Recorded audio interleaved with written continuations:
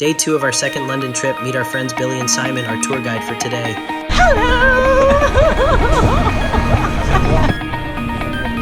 This is that one, yeah. Oh, yeah.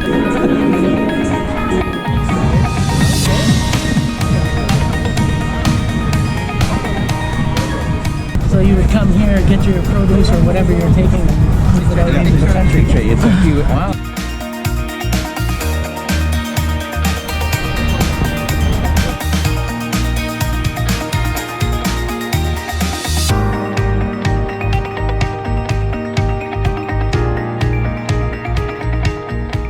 Welcome to Horizon 22, Europe's highest free public viewing platform. Located on the 58th floor of 22 Bishopgate, the tallest skyscraper in the City of London, this incredible spot stands at a whopping 254 meters in the air. The adventure starts with the high-speed elevator, which rockets you to the top in just 41 seconds flat. Once you step out, you're treated to spectacular 300-degree panoramic views of the entire capital. We had a blast looking down at the winding River Thames and pointing out iconic landmarks like Tower Bridge, the Shard, and St. Paul's Cathedral.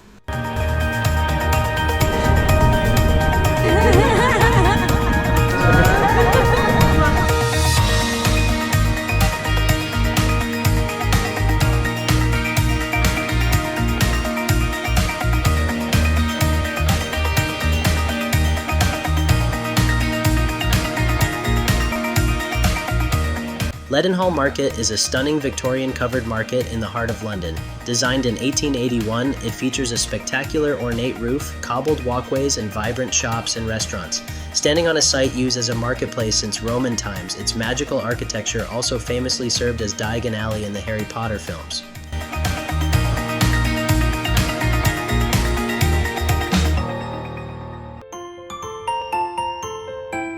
London Bridge is not falling down today. Take that, nursery rhymes. London Bridge.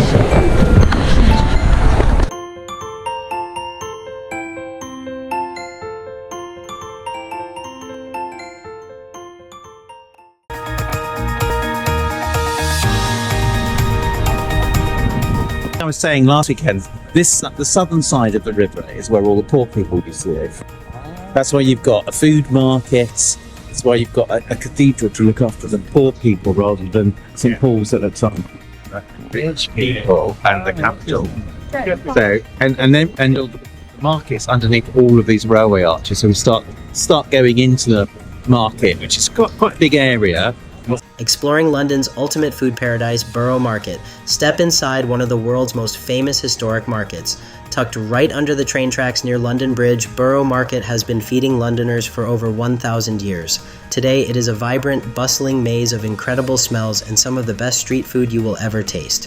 Whether you're here for the fresh seafoods, gourmet cheese, mouth-watering sweet delicacies, craft beer, or just the amazing atmosphere, it's a must visit.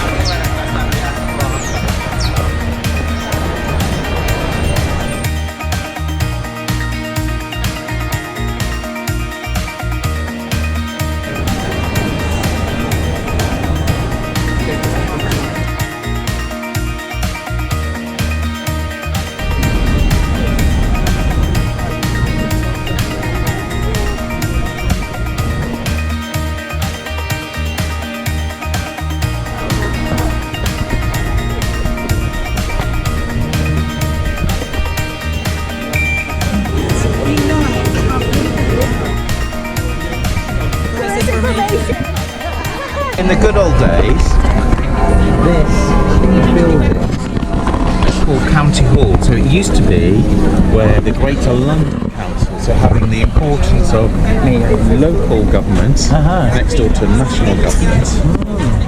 National government closed down the Greater London Council because they felt very threatened by having a different party local London when you had a different party running national government. Right. So they got rid of it. So now County Hall is where the aquarium is. It's underneath. Sea Life Aquarium is underneath. Oh, okay. There's a Marriott. There's a museum. There's all sorts of things in there, and of course the London Eye. So when you came and walked down past Tower Bridge last weekend, you saw the old mayor's building, which was a small thing that he worked in. So when they recreated the London mayor, they told us they could not have that building. They had to go further away from central government and go down the river. No, you can't have a building. Go away. So the municipal government still exists. Yes. They just don't want to See it. They don't want it across the river. They said, like, do you know what? Go away. And it's that great thing, isn't it? About does it make a difference how close you are geographically or not? Well, maybe it did then, but it doesn't now. The fact you could see them across the river was actually really problematic. And also what you've got, of course, is you'll see the old part of what we call the Palace of Westminster, which is where the House of Commons are for as well as members of Parliament, and the House of Lords for baronesses and barons, which is our second house. Of course, Big Ben is not this tower. Big Ben is the bell inside the tower. Oh. The tower is called the Queen Elizabeth's Tower. Oh, interesting. Everybody calls it Big Ben, but it isn't. Big Ben is the bell that rings.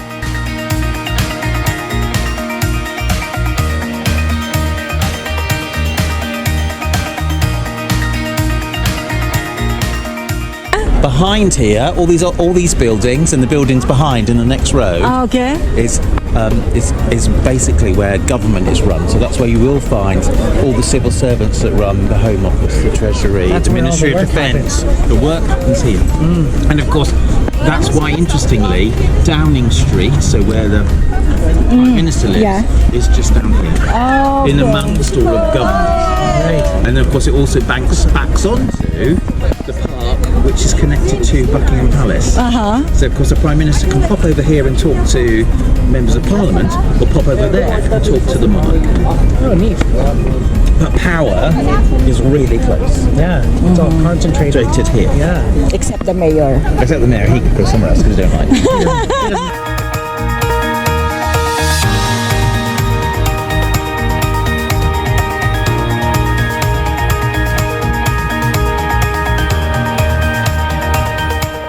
Walking across Westminster Bridge feels like stepping straight into a London postcard. With every step over the River Thames, the majestic Elizabeth Tower grows larger ahead, its gold details gleaming in the skyline. Stretching out alongside it, the massive, intricate spires of the Houses of Parliament unfold along the water in all their Gothic grandeur. It's the ultimate "we've arrived" moment, watching London's most iconic view come to life right in front of you.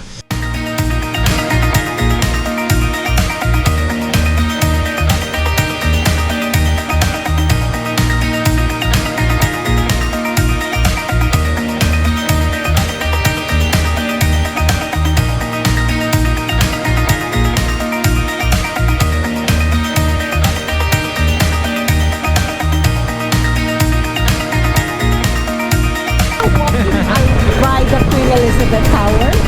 Big Ben!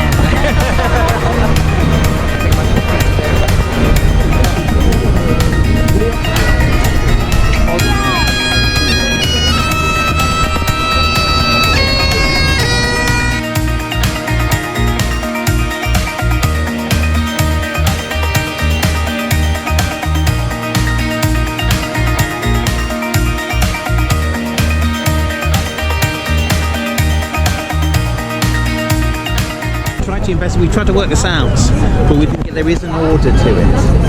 And actually, what we found out is that actually it starts with the British flag and then there's an order for the Commonwealth countries. And the reason why Canada is second after the UK because Canada is the closest to the monarch.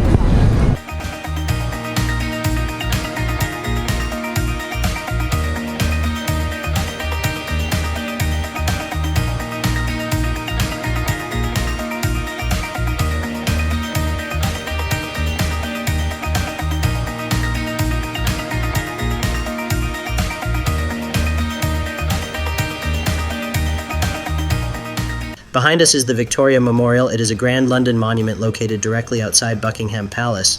Built in 1911 to honor Queen Victoria, it features a large white marble statue of the Queen and is topped by a famous gleaming golden statue of Winged Victory.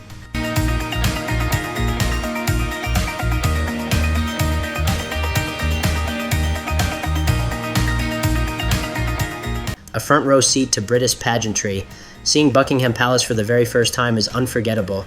Even with the monarch away, the energy was incredible as the military band took over the gates with synchronized marching and spectacular music. London, you didn't disappoint.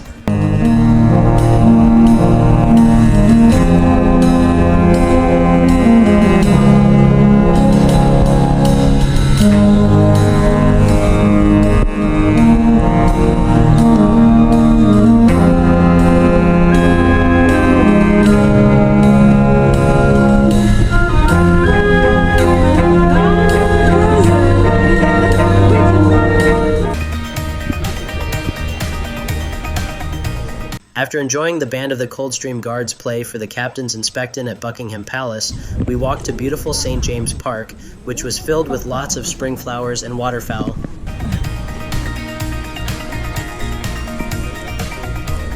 Nobody sees Buckingham Palace. Yeah. This is it.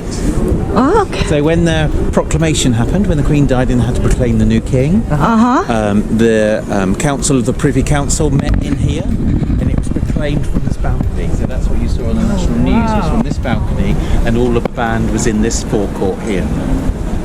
So this is where it really happens. This is the real power is here. Oh, neat. Ran into the famous Big Ben phone box line on Parliament Street. Tourists queue up all day just for the viral shot with the iconic red booth and Elizabeth Tower. Worth the wait? You decide.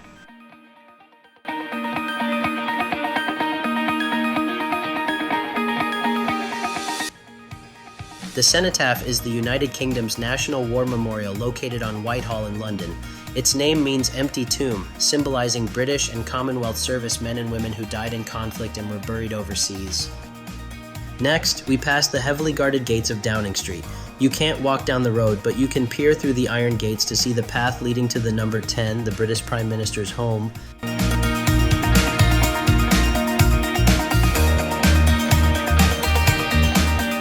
Stop by Horse Guards on Whitehall to see the Household Cavalry. This is the best spot to get up close with the King's mounted guards and their beautiful horses. Just remember to give them some space.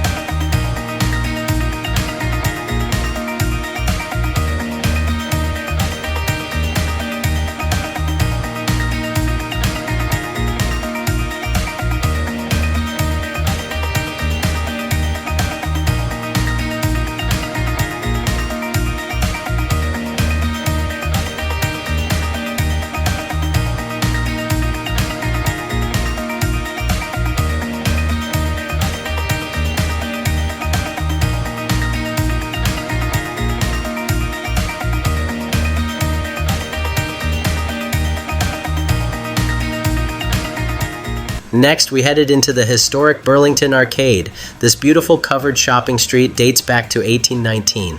Watch out for the Beatles, the trading guards who still enforce rules against whistling and running.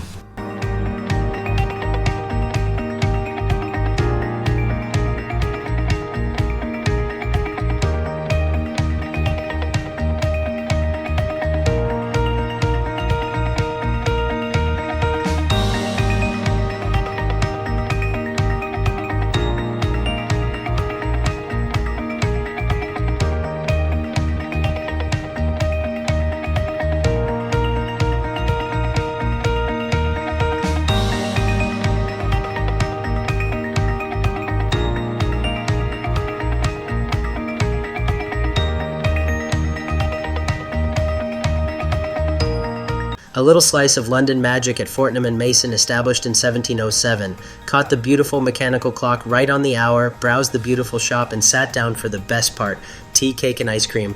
Missing these sweet London moments already.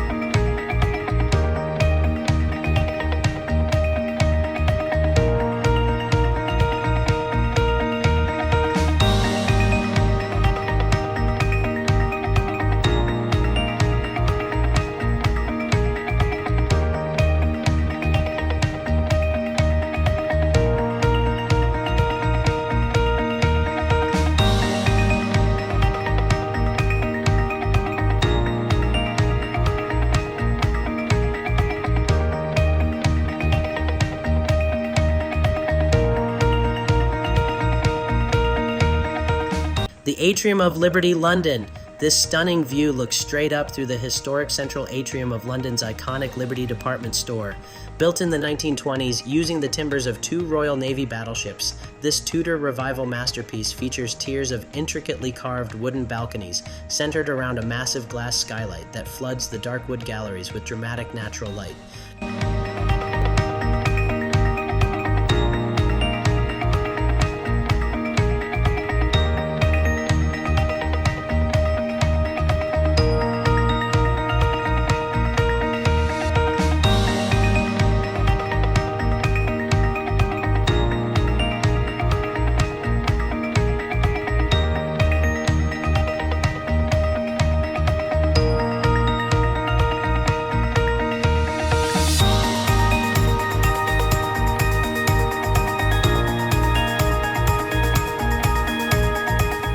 Tucked away in the heart of London's West End, Chinatown is a vibrant, bustling neighborhood centered around Gerrard Street.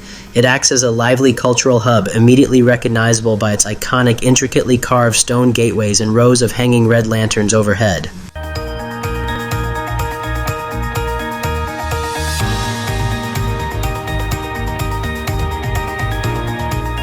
Of nighttime.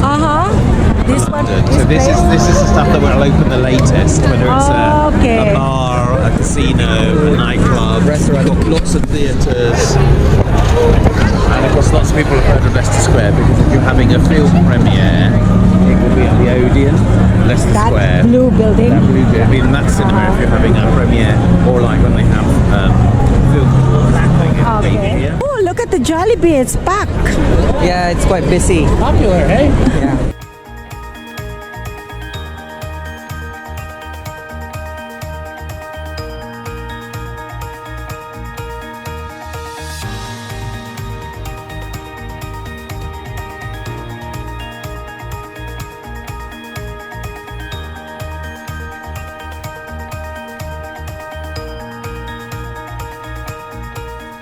Covent Garden began in the 1200s as a literal vegetable garden for a convent.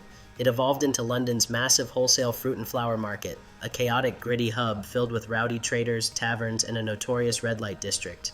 This bustling, muddy market ran for centuries until 1974, when it moved out to make a way for today's shops. Still smiling from our beautiful whole-day stroll through London's historic streets with wonderful friends, we are so incredibly grateful for the memories. Now it's flyback day to Edmonton, but not before checking off a first tasting black pudding at the Premier Inn buffet breakfast. Thank you so much, Billy and Simon.